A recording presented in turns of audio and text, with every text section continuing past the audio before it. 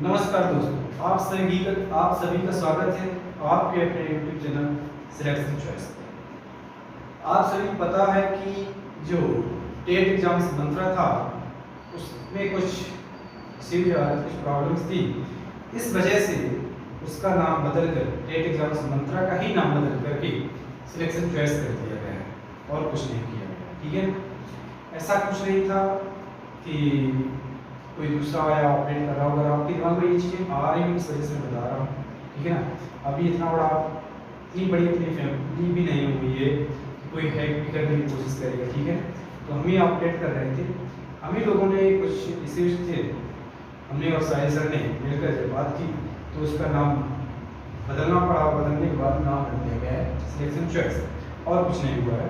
तो आप सभी का स्वागत है आपके अपने यूट्यूब चैनल सिलेक्शन चॉइस पर। मैं रोहित सर आप सभी का स्वागत करता हूँ। हमने पिछली क्लासों में जो बात की थी वो मनोविज्ञान की बात की थी। पहली क्लास में हमने मनोविज्ञान का इतिहास देखा, इसके बाद हमने देखा कि उसकी हिस्ट्री क्या है, फिर हमने देखा कि स्कूल्स ऑफ साइकोलॉजी की बात की, इसके बाद हमने एजुकेशन साइकोलॉजी की बात की कि एजुकेशन के फील्ड में साइकोलॉजी का क्या महत्व है। आज हम बात करते हैं उसी के आगे, और बहुत ही इम्पोर्टेंट आज हम कुछ बात करेंगे फैक्ट पर आधारित, और जो टॉपिक है वो इम्पोर्टेंट है, प्रत्येक परीक्षा में पूछा जाता है। इस वजह से बहुत ध्यान से जो पॉइंट लिखवाए हैं उन पॉइंट को बहुत आराम से लिखना है और समझना है। ठीक है ना, समझाने की गारंटी मेरी है और ये वादा है, और मैं फिर कहूँगा जो मैं हर एक अपने वीडियो में कहता हूँ कि जो मैं यहाँ पढ़ाऊँगा उस टॉपिक का इस बोर्ड से बाहर का प्रश्न आपकी परीक्षा में देखने को नहीं मिलेगा, चाहे वो सी टेट हो या एस टेट हो, ठीक है ना, या यूपी टेट हो, कोई भी टेट हो। अगर इस टॉपिक से प्रश्न पूछे जा रहे हैं तो इस बोर्ड से ही प्रश्न आपको देखने को मिलेंगे। ये मेरा वादा है आपसे, इतना यकीन है। तो इसलिए अगर मुझे इतना वादा अपने ऊपर यकीन है, सॉरी अपने ऊपर, तो आपको भी ये वादा करना चाहिए कि इस परिवार को बड़ा करें।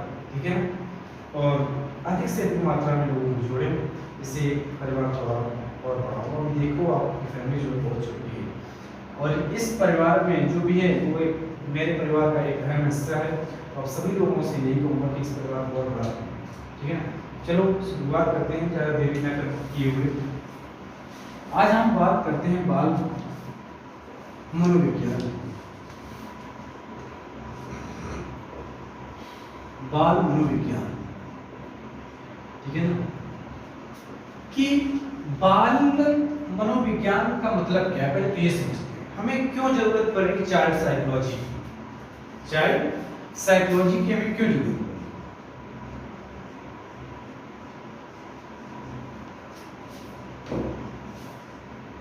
हमें चाइल्ड साइकोलॉजी की जरूरत क्यों पड़ेगी? तो देखो, हमें बच्चे के व्यवहार को समझने के लिए, बच्चा कैसे व्यवहार करता है, जब हम उसको पढ़ाते हैं उसकी जो एक्टिविटीज हैं उनको ऑब्जर्व करने के लिए, उनको अध्ययन करने के लिए हमें मनोविज्ञान की आवश्यकता पड़ी कि हम बच्चे को कैसे सिखाएं, क्या सिखाएं, कितनी मात्रा में सिखाएं। ठीक है ना, इन सभी चीजों के जो सवाल थे उनका जवाब मिला साइकोलॉजी के पास था। इसलिए हमने शिक्षा के क्षेत्र में इसको उतारा, और बच्चे को समझने के लिए, बच्चे की बारीकियों की, बच्चों की जरूरतों को समझने के लिए, क्योंकि जो बच्चा होता है तो हम ऐसे नहीं बता सकते क्या है। ठीक है ना, तो इन सभी चीजों को समझने के लिए हमें बाल मनोविज्ञान की अत्यंत पड़ी कि हम बालक के व्यवहार का अध्ययन कर सकें। ठीक है ना, सॉरी, तो हमें बाल मनोविज्ञान की आवश्यकता पड़ी, क्योंकि जब बच्चा शिशु होता है ना, तो शिशु को हम शिशु के तरीके से ही देंगे। ऐसा नहीं हो सकता है कि 5 साल के बच्चे को या 2 साल के बच्चे को हम 5 साल की चीज सिखाएं और 5 साल के बच्चे को हम 10 साल की चीजें सिखाएं। हमें बच्चे की आवश्यकता और उसकी उम्र के अनुसार चीजों को समझाना चाहिए। अगर बच्चा 2 साल का है तो उनको चीजें सिखाएं जो 2 साल के बच्चे को सिखाई जा सकती है, जो 2 साल का बच्चा सीख सकता है। ठीक है ना, ऐसा नहीं कि 2 साल का बच्चा है अभी उसने चलना सीखा नहीं है, आप उसको दौड़ना सिखा दो, ऐसा तो नहीं हो सकता। 6 महीने का बच्चा है, बैठ नहीं पा रहा है, आप उसे कह रहे हो कि 1 घंटा चलकर पानी ले आओ, तो ऐसा नहीं हो सकता है। तो इन सभी चीजों को देखते हुए, इन सभी चीजों का अध्ययन करने के लिए हमें चाइल्ड साइकोलॉजी की जरूरत पड़ी। तो बाल मनोविज्ञान की अवधारणा यही है कि बच्चे को व्यवहार बच्चे के व्यवहार को समझने के लिए जो अध्ययन करते हैं वो बाल मनोविज्ञान है। आई होप कि यहाँ तक आप सभी को समझ में आ जाओ। थोड़ा हिस्ट्री जानते हैं चाइल्ड साइकोलॉजी की, ठीक है ना, या थोड़ा और बात करते हैं पहले मानव विज्ञान में, चाइल्ड मनोविज्ञान, ठीक है। एग्जाम्पल से समझना कि आपके घर में छोटा बच्चा जरूर होगा, 2 साल का हो, 5 साल का हो, जरूर होगा। आप देखते क्या हैं कि पहले बच्चा बैठना अगर 6 महीने में बैठ नहीं रहा तो आप क्या उससे उम्मीद क्या करेंगे, वो दौड़ेगा? नहीं दौड़ेगा, क्योंकि पहले वो बैठना सीखेगा, फिर घुटनों के बल चलना सीखेगा, फिर वो थोड़ा अपने मन से चलना सीखेगा, ठीक है, खड़ा होना, फिर चलना सीखेगा। तो इन सब प्रोसेस से गुजरता है बच्चा। इसके बाद जब दौड़ने की उम्र होगी तो दौड़ेगा भी, कूदने की उम्र होगी कूदेगा भी, तुम्हें कहना नहीं पड़ेगा, खुद कूद कर दिखाएगा। तो सभी चीजें एक एज और एक्सपीरियंस जैसे उसके जीवन में होते जाएंगे, उसके आधार पर वो सीखते हुए आगे बढ़ेगा। चलो अब शुरू करते हैं बाल मनोविज्ञान। तो बाल मनोविज्ञान की जब हम शुरुआत करते हैं तो एक मनोविज्ञान थे प्लेटो।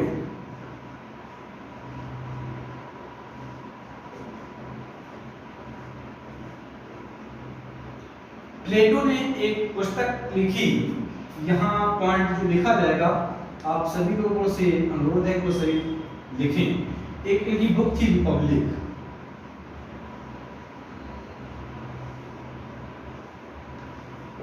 ठीक है ना। प्लेटो एक मनोवैज्ञानिक थे और इनकी एक बुक थी रिपब्लिक, और रिपब्लिक में इन्होंने बुक में एक बात कही कि जो बाल्यावस्था होता है ना,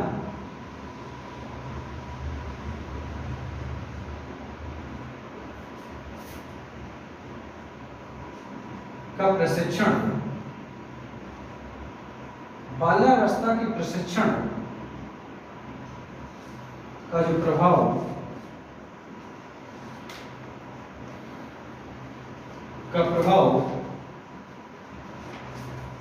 बालक के समायोजन एवं व्यावसायिक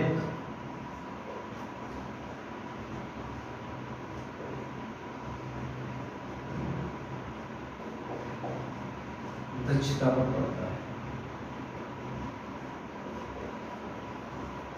इसका सीधा सा मतलब ये है कि जब कोई बच्चा छोटा होता है, ठीक है ना, जब वो पैदा होता है उसके बाद जब उस शैशवावस्था या बाल्यावस्था में होता है तो उस समय जो इसकी ट्रेनिंग होती है, जैसा हम उसका पालन पोषण करते हैं ना, वो जिस परिवेश में रहता है उस परिवेश का बालक के जीवन पर बहुत बड़ा प्रभाव पड़ता है। अगर हम शुरुआती जीवन में बाल्यावस्था शैशवावस्था में उसका अच्छी तरीके से पालन पोषण करते हैं तो स्वाभाविक है कि उसका जो जीवन स्तर होगा वो उच्च होगा, जीवन जीने का जो तरीका होगा वो उच्च स्तर का होगा। अगर देखो दो बच्चों में कंपैरिजन करें, अगर तुलना करके देखें, एक बच्चा ऐसा जिसको शुरुआत से पौष्टिक आहार मिल रहा है, उसको किस मात्रा में प्रोटीन चाहिए, जितनी मात्रा में प्रोटीन चाहिए वो मिल रही है, कार्बोहाइड्रेट जितनी मात्रा में चाहिए वो मिल रहा है, विटामिन की आवश्यकता है कितनी मात्रा में पड़नी चाहिए वो मिल रहा है, ठीक है ना। तो और एक ऐसा बच्चा है जिसको ये चीजें नहीं मिल रही है, तो इन दोनों के जीवन का जो जीने का स्तर होगा उसमें अंतर आपको देखने को मिलेगा। हो सकता है कि एक बच्चे को ये चीजें नहीं मिल रही है तो उसका जो मानसिक और जो शारीरिक जो फिजिकल है वो उतना अच्छा नहीं होगा जितना ये जिस बच्चे को ये चीजें मिल रही हैं, जिस मात्रा में आवश्यकता है उस चीजें मिल रही हैं तो वो बच्चा ज्यादा अच्छा होगा कंपैरिजन टू दिस बॉय। तो हमें ये देखना है कि यही इनका कहने का मतलब है कि जो हम उस समय बाल्यावस्था के दौरान जो हम ट्रेनिंग करते हैं, जैसे उसका लालन पोषण होता है ना, उसका प्रभाव जीवन पर रहता है। कोई बच्चा है कि वो कभी भी अपने आप को समायोजित नहीं कर सकता है, वो कोई भी हो परवेज सभी जगह रहने का मन, क्योंकि उसने जीवन में हो सकता है उसके शुरुआती जीवन में वो ऐसे परिवेश में रहा है कि जहाँ लड़ाई होती है तो क्या करेगा, वो लड़ेगा ही। और वहीं हो सकता है कि कोई एक बच्चा ऐसे परिवेश से हो कि जहाँ बढ़िया धार्मिक माहौल रहता हो, सुबह आरती, शाम को आरती, ठीक है ना, प्रसाद वितरण। जब वो बच्चा कहीं निकल के जाएगा तो अपने आसपास वही एनवायरनमेंट चाहेगा कि ये उसको आरती मिले सुबह शाम, ठीक है, प्रसाद मिले। और कोई एक ऐसा बच्चा है कि जहाँ उसके घर में कभी आरती होती नहीं है, उसने आरती को देखा ही नहीं है, ये भगवान क्या होते हैं, ठीक है ना, खुदा क्या होता है, अल्लाह क्या होता है, उसको पता ही नहीं। और फिर वो जब किसी दूसरे परिवेश में जाएगा जहाँ ये चीज़ें हो रही होंगी तो उसको बड़ा अपने आप को एडजस्ट नहीं कर पाएगा, उसको प्रॉब्लम होगी, क्योंकि उसके जीवन में चीज़ें घटी नहीं थी। तो प्लेटो ने कहा कि इन चीज़ों का जीवन में प्रभाव पड़ता है। व्यावसायिक दक्षता से मतलब है कि व्यवसाय हम अपने जीवन में अपने जीवन अर्जन के लिए क्या करते हैं, ठीक है ना। आपने देखा होगा कि यहाँ मैं वो नहीं कर रहा हूँ, लेकिन एक एग्जाम्पल के तौर पर हम देखते हैं कि जो लोग व्यवसाय करते हैं, जिनके घर में व्यवसाय काम होता है, जैसे कि मिठाई बनाने का काम होता है, तो उनके बच्चे उस चीज़ में ज़्यादा अच्छे होते हैं, ठीक है ना, क्योंकि उनकी वो परवरिश में हुई होती है। वो छोटे से देखते हैं अपने घर में मम्मी पापा, और एक कोई ऐसा बच्चा जिसके यहाँ चीज़ें होती नहीं तो उसको इन चीज़ों से क्या पता तो होगा, लेकिन उन चीज़ों में इतना दक्ष नहीं होगा, ठीक है ना। जीवन में कैसे जीवन यापन के लिए भी तो हमारे शुरुआती जीवन का प्रभाव पड़ता है कि जीवन अपने किस स्तर से जिएंगे, कैसा जिएंगे।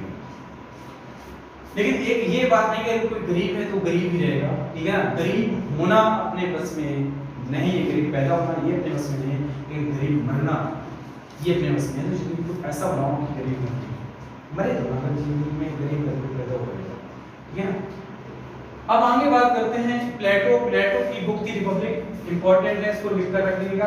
बाल्यावस्था के प्रशिक्षण का प्रभाव बालक के समायोजन में व्यावसायिक दक्षता पर पड़ता है, उनकी ये बात थी। इसके बाद हम आगे बात करते हैं, प्लेटो से आगे चलते हैं तो एक मनोवैज्ञानिक थे कॉमेनियस, या हम इनको कामेनियस भी बोल देते हैं, ठीक है ना, कॉमेनियस या कामेनियस भी कर सकते हो। ये मनोवैज्ञानिक थे, इन्होंने 1628 में स्कूल ऑफ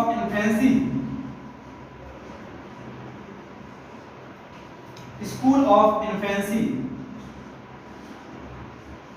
यानी शिशु विद्यालय,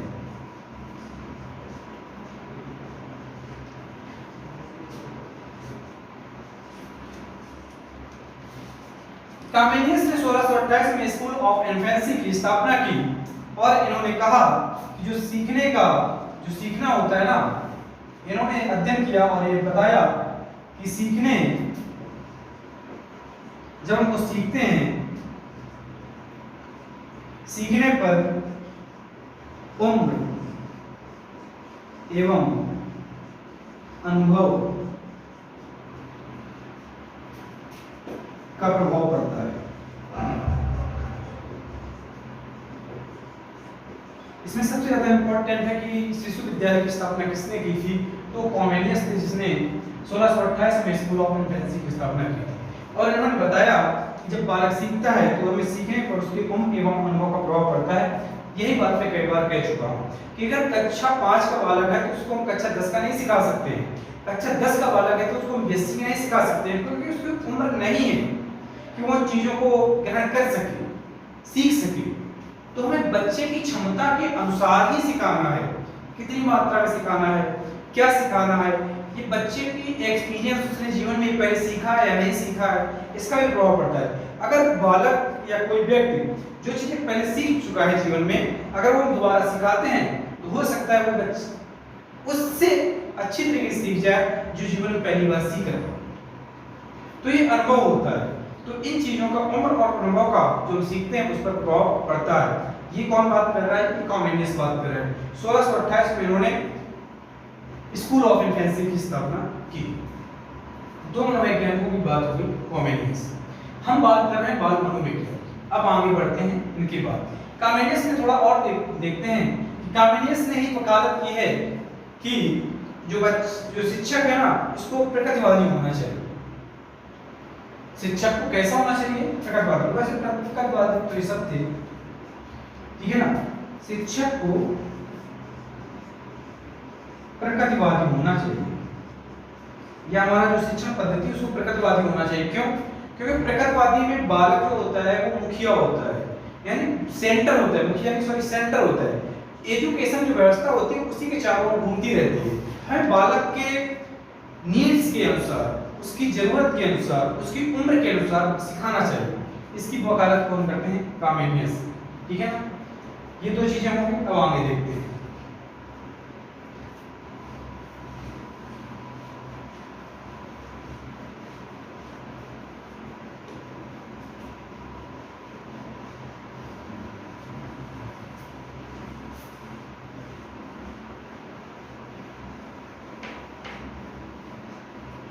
बाल मनोविज्ञान। बाल मनोविज्ञान के अंतर्गत हम मुख्यतः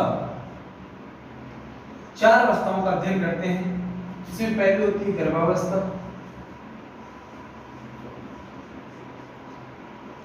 गर्भावस्था के बाद बच्चा पैदा होता है, शिशु होता है तो शैशवावस्था,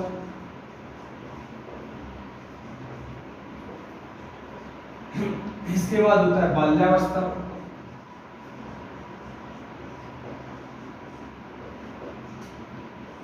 ठीक है ना। बाल्यावस्था के बाद जो हो जाता है वो होता है हमारा किशोरावस्था। इन अवस्थाओं के बारे में बाद में बात करेंगे, लेकिन हम बता रहे हैं कि बाल मनोविज्ञान, इसमें एक पॉइंट लिख लीजिए, अगर प्रश्न आ जाए कि बाल मनोविज्ञान के अंतर्गत हम किन अवस्थाओं का अध्ययन करते हैं, तो बाल मनोविज्ञान के अंतर्गत, बाल मनोविज्ञान के अंतर्गत गर्भावस्था से लेकर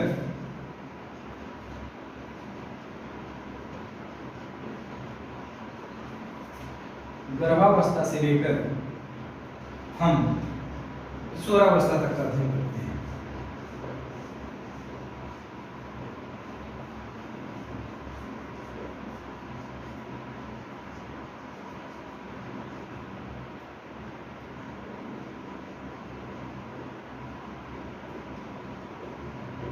बाल मनोविज्ञान के अंतर्गत हम गर्भावस्था से लेकर बालक जो गर्भ में होता है वहां से लेकर वो शैशवावस्था में क्या करता है, फिर बाल्यावस्था में उसकी क्या एक्टिविटीज रहती हैं, क्या कमियां होती हैं, ठीक है, उसकी विशेषताएं क्या होती हैं, फिर किशोरावस्था में वो क्या करता है, ठीक है ना, क्या ऐसा चेंजेस आते हैं, इन सभी के बारे में हम अध्ययन करते हैं बाल मनोविज्ञान के अंदर। ठीक है, इसके बाद पॉइंट इंपॉर्टेंट लिखते जाना कि बाल मनोविज्ञान का या बाल विकास का सबसे पहले अध्ययन, बाल विकास का सबसे पहले अध्ययन,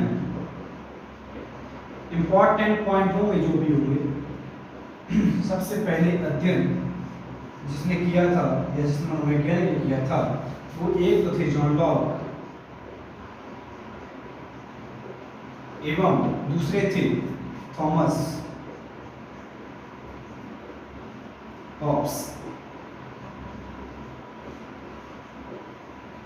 बाल मनोविज्ञान का अध्ययन करने वाले या बाल विकास का अध्ययन करने वाले जो प्रथम मनोवैज्ञानिक थे वो जॉन लॉक एवं जॉन थॉमस हॉब्स थे। देखो इसमें है बाल मनोविज्ञान के अंतर्गत गर्भावस्था से लेकर किशोरावस्था, तो गर्भावस्था से लेकर बालक के जीवन में किशोरावस्था जो भी परिवर्तन होते हैं उन सभी का अध्ययन हम बाल मनोविज्ञान के अंतर्गत करते हैं। इसके बाद बाल विकास का यानी बाल मनोविज्ञान का सबसे पहले अध्ययन किया किसने, तो वे थे जॉन लॉक और थॉमस हॉब्स।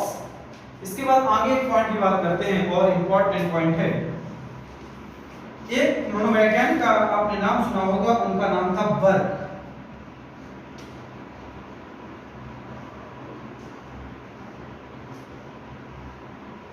बर्क महोदय, इनका जो काम था, इन्हें ये थे, ये बर्क जो महोदय थे ये अमेरिकन मनोवैज्ञानिक थे, ठीक है ना। ये बाल मनोविज्ञान को बाल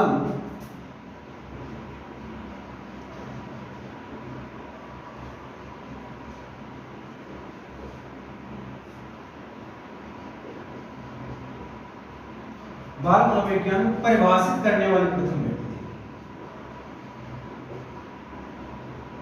परिभाषित करने वाले प्रथम व्यक्ति। शायद दिख रहा होगा यहाँ, ठीक है ना, कंधा दिख रहा होगा, ठीक है। बर्क महोदय जो थे ये अमेरिकन साइकोलॉजिस्ट थे और इन्होंने बाल मनोविज्ञान को परिभाषित किया, इसकी हकीकत में इसकी डेफिनेशन क्या होनी चाहिए, ठीक है ना। तो बाल मनोविज्ञान को परिभाषित करने वाले अगर पूछे प्रथम व्यक्ति कौन थे, तो बर्क महोदय कहाँ के थे, अमेरिका के थे। इन्होंने जो परिभाषा दी वो ये थी कि बाल मनोविज्ञान क्या है। इन्होंने डेफिनेशन दी कि बाल मनोविज्ञान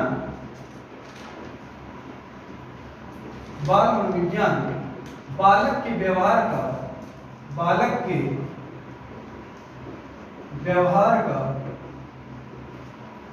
अध्ययन है। बाल मनोविज्ञान क्या है? बालक के व्यवहार का अध्ययन है। वही बात सब कह रहे हैं जो हम पहले कह चुके हैं कि बालक क्या व्यवहार करता है, कैसे करता है, ठीक है ना। इन सभी का एक अध्ययन क्या कहलाता है? बाल मनोविज्ञान कहलाता है।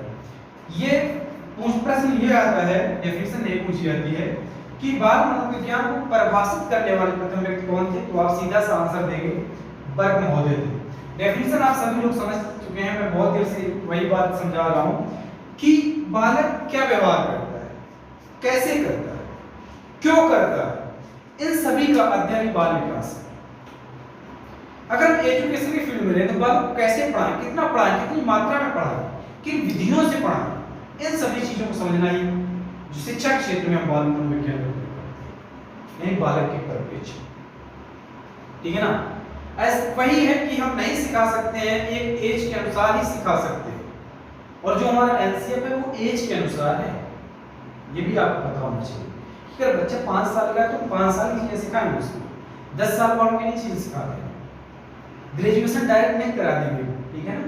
5 में है तो बच्चा 5 में का जो सिलेबस वो पढ़ाएंगे उसके अनुसार, क्योंकि बच्चा वही चीजें सीख भी सकता है। अभी उसके अंदर जो अभी है, जो डेवलपमेंट हुआ, जो मानसिक, तो उतना नहीं डेवलप हुआ है कि वो उन्हीं लेवल की चीजें सीख सकता है जो उसकी एज की है। तो इन्हीं चीजों का अध्ययन हम क्या कहलाता है? यानी बाल मनोविज्ञान कहलाता है। ये कौन कह रहे हैं? बर्क महोदय। बर्क महोदय थे कौन?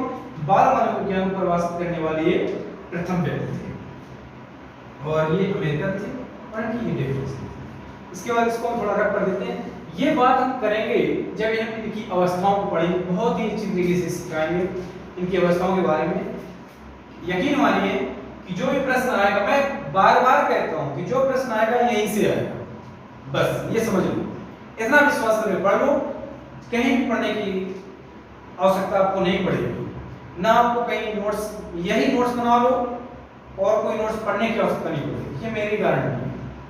मैं वो पॉइंट्स लिखवा रहा हूँ कि हो सकता है कि ये पॉइंट्स आपने कभी ना देखा हो सकता है देखा हो कुछ लोगों ने, कुछ लोगों ने नहीं देखा होगा कि बाल विकास शास्त्र किसने किया था? जॉन लॉक एवं थॉमस हॉब्स ने। वो आपने शायद यहाँ से डायरेक्ट पढ़ा हो या नहीं, 9 भी पढ़ा हो, कहीं इतना पढ़ा हो। मैं अपनी तारीफ नहीं कर रहा हूँ, ठीक है ना, हकीकत बता रहा हूँ कि आपको वैसे भी मैं कभी टीचर्स की बुराई करता नहीं हूँ। टीचर्स पढ़ाते हैं, वो बहुत अच्छा पढ़ाते हैं, और ना मैं किसी बच्चे की बुराई करता हूँ। जो सीखता है, जो पढ़ता है, वो बहुत अच्छे से पढ़ता है। क्योंकि अब मजाक करने का समय भी नहीं है, क्योंकि अब सभी लोग आप बीएड बीटीसी करके आ रहे हैं, तो इतना तो सभी को पता ही होगा कि क्या है, कैसे पढ़ना है, जीवन को किस रास्ते पे ले जाना है, ठीक है ना। वैसे भी बीटीसी करके तो कुछ लोगों ने जो ऐसा रखने लगा है लोगों ना कि जीवन बर्बाद कर दिया है। वैकेंसी आ गई, हमारे शिक्षक होते हैं तो पास निकल लेते हैं, कहते हैं चलो हो गया। वही एक बात रहती है तुम्हारे पास है, वैकेंसी तो वैकेंसी, जवाब भी नहीं देते। उसका परिणाम देखो, बंद पड़े इसको इस बार 500 से प्लस बीएड तो संचालन। चलो आगे देखते हैं। ये बात की बातें हैं, सरकार वैकेंसी देगी, अब कैसे देगी? प्राइवेट की तरफ ध्यान दे रही है तो बात की बात हो, तो तभी पता चलेगा ये वैकेंसी है। चलो देखते हैं आगे। हमने अभी तक सीखा, बर्क महोदय तक बात की, प्लेटो के बाद कामेनियस के बाद बर्क महोदय की बात हम करते हैं अच्छे मन में क्या पेस्टोलॉजी।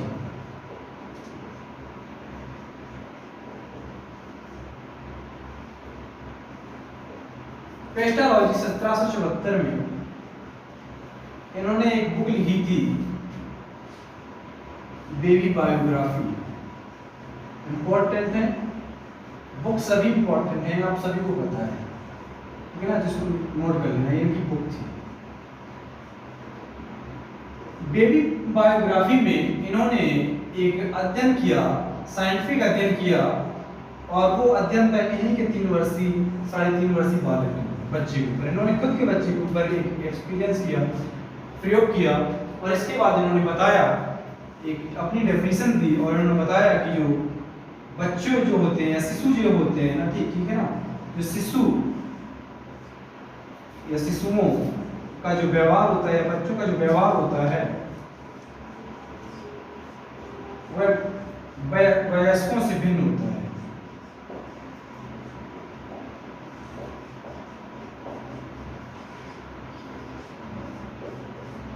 वयस्कों से भिन्न होता है। बाल मनोविज्ञान का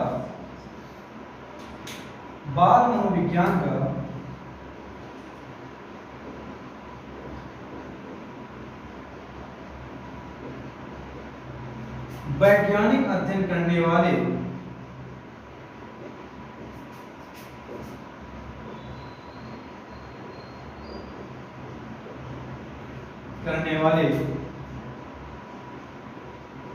ये प्रथम व्यक्ति थे।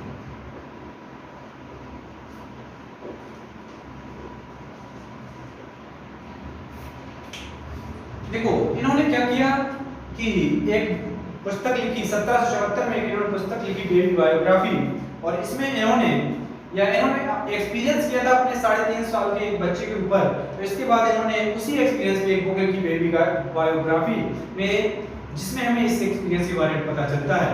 और इन्होंने ये बताया जो शिशु होता है, जो उसका व्यवहार होता है वयस्कों की तुलना में भिन्न होता है। ये बात बिल्कुल है। जो वयस्क कर सकता है वो एक शिशु कैसे कर सकता है? वयस्क तो दौड़ लगा रहे, शिशु दौड़ लगाएगा क्या? ठीक है ना। वयस्क बहुत अच्छे से वक्ता हो सकता है, बच्चा अच्छा वक्ता हो सकता है क्या? नहीं हो सकता है ना। तो इन सभी चीजों को लेकर इन्होंने अध्ययन किया, और ये एक्सपीरियंस इन्होंने किया था अपने बच्चे के ऊपर सबसे पहले, इसलिए हम इनको पेस्टोलॉजी को मानते हैं, बाल मनोविज्ञान का वैज्ञानिक अध्ययन करने वाला प्रथम शख्स। ठीक है ना। तो ये होगी बात पेस्टोलॉजी की। आगे चलते हैं पेस्टोलॉजी से। एक मनोवैज्ञानिक थे स्टैनले हॉल, नाम सभी ने सुना होगा, बहुत इंपॉर्टेंट पर्सन है स्टैनले हॉल। ये बाल मनोविज्ञान का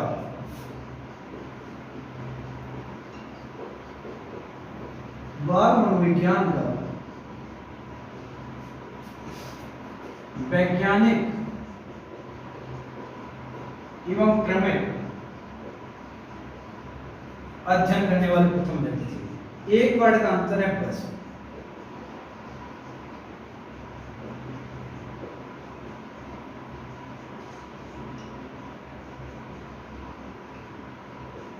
बाल मनोविज्ञान का वैज्ञानिक एवं क्रमिक, इन्होंने एक्सपीरियंस तो किया अपने बच्चे के ऊपर, लेकिन उन्होंने कोई क्रमबद्ध तरीके से नहीं बताया कि पहले क्या करना चाहिए क्या नहीं करना चाहिए। लेकिन जब यहीं स्टैनले हॉल आते हैं तो इन्होंने क्या किया, इन्होंने एक्सपीरियंस भी किया, अपने प्रयोग भी किए, एक्सपेरिमेंट्स, और मैं एक्सपीरियंस कह रहा हूँ बार-बार, एक्सपेरिमेंट्स भी किया। इन्होंने एक्सपेरिमेंट्स करके तो देखा, बट इन्होंने कोई क्रमिक तरीके से अध्ययन नहीं किया बालक के बारे में। लेकिन जब स्टैनले हॉल आते हैं तो एक्सपेरिमेंट्स भी करते हैं और चरणबद्ध तरीके से उसका अध्ययन भी करते हैं। तो बाल मनोविज्ञान का प्रथम जो वैज्ञानिक और क्रमिक अध्ययन करने वाले जो मनोवैज्ञानिक थे, ये स्टैनले हॉल थे। इनकी एक बुक थी पेडागॉजिकल सेरेमनी। ये इंपॉर्टेंट बुक है, नोट करके लिख देना। पेडागॉजिकल सेरेमनी बोलते हैं इसको, ठीक है। पेडागॉजिकल सेरेमनी ये इनकी एक बुक थी, ठीक है ना। और इसी के कारण जब इन्होंने बाल मनोविज्ञान क्रमिक और वैज्ञानिक ढंग से अध्ययन किया, इसीलिए हम स्टैनले हॉल को ही बोलते हैं, ठीक है ना। स्टैनले हॉल को ही बोलते हैं, स्टैनले हॉल को ही बोलते हैं बाल मनोविज्ञान का जनक।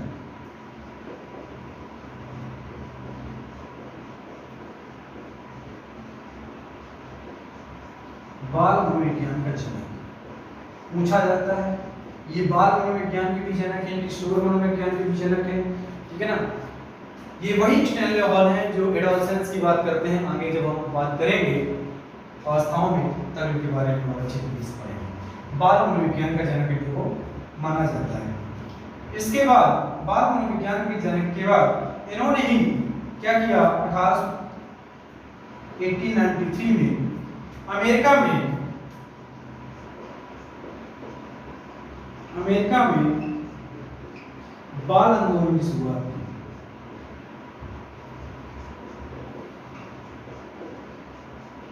बाल आंदोलन की शुरुआत की।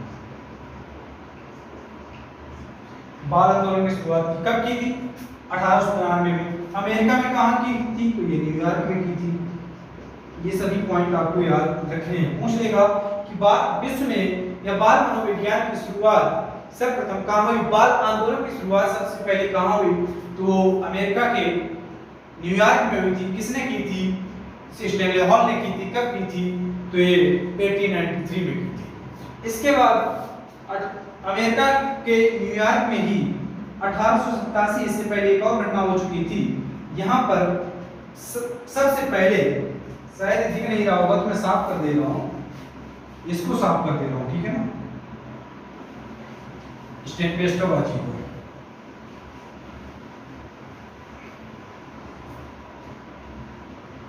ठीक है, अब यहां देखते हैं 1887 में, इससे पहले भी यहां घटना हो चुकी थी अमेरिका के न्यूयॉर्क में ही। अमेरिका के न्यूयॉर्क में ही यहां पर बाल सुधार गृह की स्थापना की थी। यानी प्रथम बाल सुधार गृह भी खोले गए थे।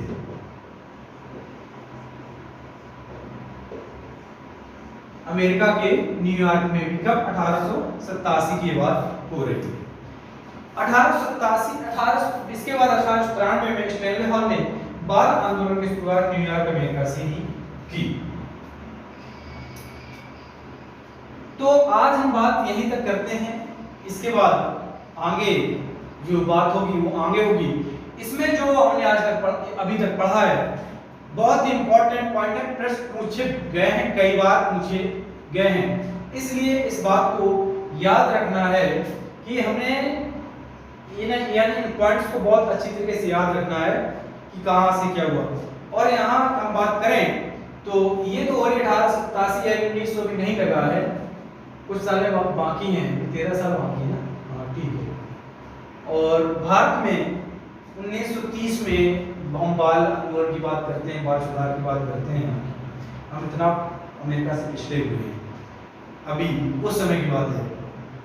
तो हमें देखना है कि बाल मनोविज्ञान का महत्व क्या है, ये हमने सीखा। बाल मनोविज्ञान के इतिहास के बारे में थोड़ी जानकारी ली और बाल मनोविज्ञान की हमें आवश्यकता क्यों पड़ी इसके बारे में मैं जानकारी दी कि क्यों हमें आवश्यकता पड़ी। जरूरत थी क्या? बिल्कुल जरूरत थी। हमें बच्चों की नीड्स के बारे में पता तो होना चाहिए, हमें कितना पढ़ाना ये पता होना चाहिए। हमें ऐसा तो नहीं है कि 10 साल के बच्चे को 20 साल वाली चीजें सिखा रहे हैं, ये भी पता होना चाहिए। वो बहुत कम बच्चे होते हैं 5 साल की उम्र में 7 साल वाले 10 साल वाले बच्चे की चीजें को सीख सकते हैं। सब बच्चे ऐसे नहीं होते हैं। तो हमें सभी को, उन बच्चों को कैसे पढ़ाना चाहिए, कितना पढ़ाना चाहिए, इन सभी चीजों के बारे में हमें जानकारी मिलती है बाल मनोविज्ञान से।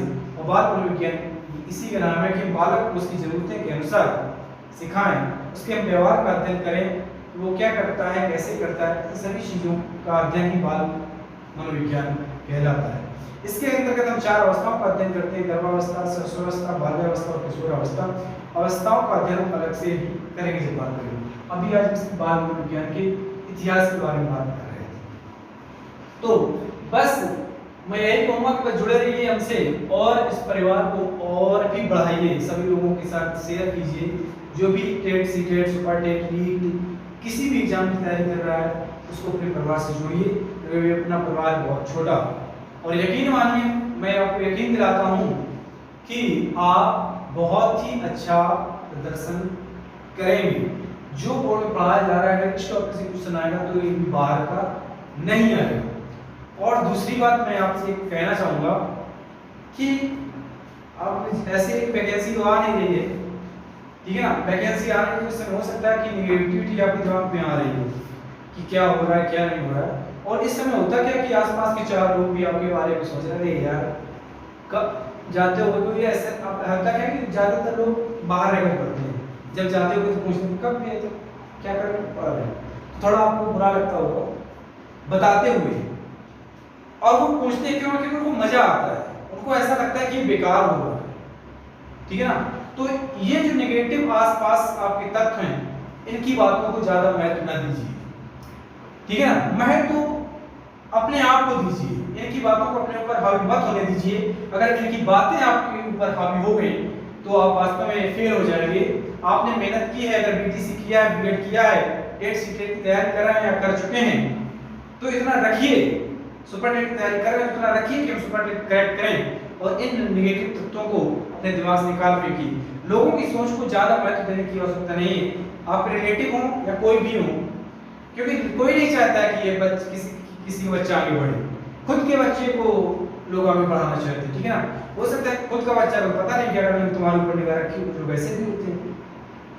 तो इन चीजों पर बिल्कुल ध्यान देने की आवश्यकता नहीं है। मनुष्य की सोच तुरंत बदल जाती है। एग्जाम्पल की अगर हम बात करें कि मनुष्य की सोच कब बदलती है, तो मनुष्य की सोच, अगर आपने देखा होगा कि अगर चाय में एक गिलास आपके पास चाय है और चाय में अगर मक्खी गिर जाए तो लोग चाय को फेंक देते हैं, और वही मक्खी एक गिलास शुद्ध देसी घी में गिर जाए तो लोग मक्खी को निकाल फेंकते हैं। तो लोगों की सोच इतनी है, तो लोगों की सोच को ज्यादा महत्व मत दीजिए, अपने ऊपर किसी सोच को मत हावी होने दीजिए। जीवन में जो कुछ करना है खुद करना है, तो खुद पे इतना विश्वास रखिए कि लाइफ में जो भी होगा मैं फेस करूंगा, आप मेरी प्रॉब्लम्स को फेस करने नहीं आएंगे और आप वो लोग हैं जो हंसेंगे। तो ऐसे लोगों को अपने ऊपर हावी मत होने दीजिए, ठीक है ना। और बस बिंदास तरीके से पढ़ते रहिए। हाँ, यहाँ कमी नहीं करनी है, अगर यहाँ कमी होगी आपकी पढ़ाई में तो उन लोगों को और मौका मिल जाएगा, तो आप मौका को मत दीजिए किसी को कि आपके ऊपर कुछ कह सके, कमेंट जीवन में कर सके, ठीक है ना। तो आज यहीं तक रखते हैं। आगे पिछली क्लास में हम बाल मनोविज्ञान की जो परिभाषा है और बाल मनोविज्ञान की जो हमने आज जो अवस्थाएं सीखी, अवस्थाओं के बारे में अपनी क्लास में अध्ययन करेंगे। तो बस जुड़े रहिए हमारे साथ और इस परिवार को आगे बढ़ाइए, यही कहना था। धन्यवाद।